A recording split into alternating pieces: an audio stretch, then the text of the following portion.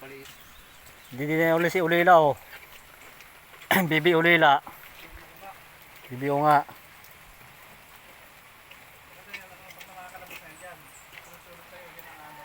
Pasok yun sa loob bahay.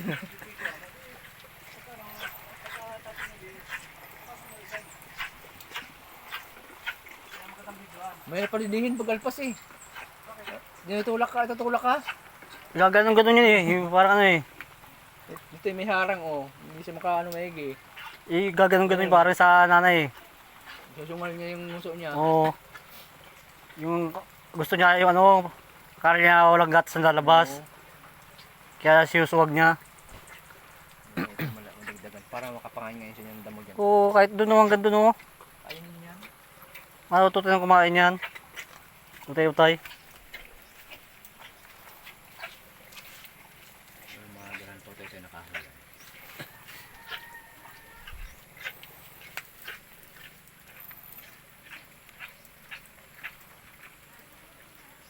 Nakikiyardo sa ilalim. Hirap sa ilalim.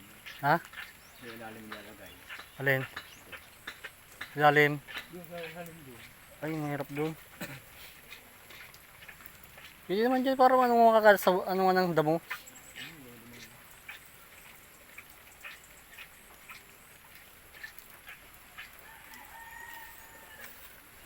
Palang ano, hindi pa na rin nakakuha, papaya. Ito yung ito ng ibon, kinakain. Hindi, ganyan, gapulak. Ano yan? Ano mo ang hayop? Pangit. Inaakyat tayo. Hindi nakakit yan. May hanip.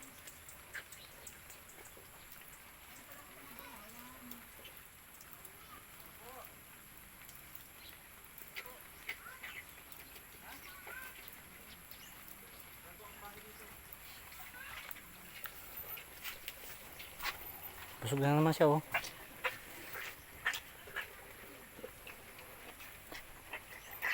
Ito yung sungo niya, iba yung sungo niya. No? Maliit na siya. Patingala, ang sungay niya. Ha? Patingala. Patingala pag ganun. Ganyan. Pag ganyan niya.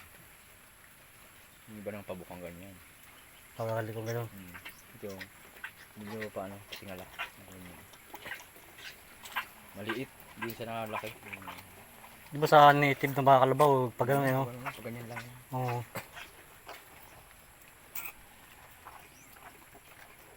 Pag-isi yung ilang buwan na, 2 ganito na maubos niyan. Hello guys, baka yung po may puso dyan na ano, nangangailangan po na kami ng pangpadede kay Ulila. Ulila Kalabaw. Yan.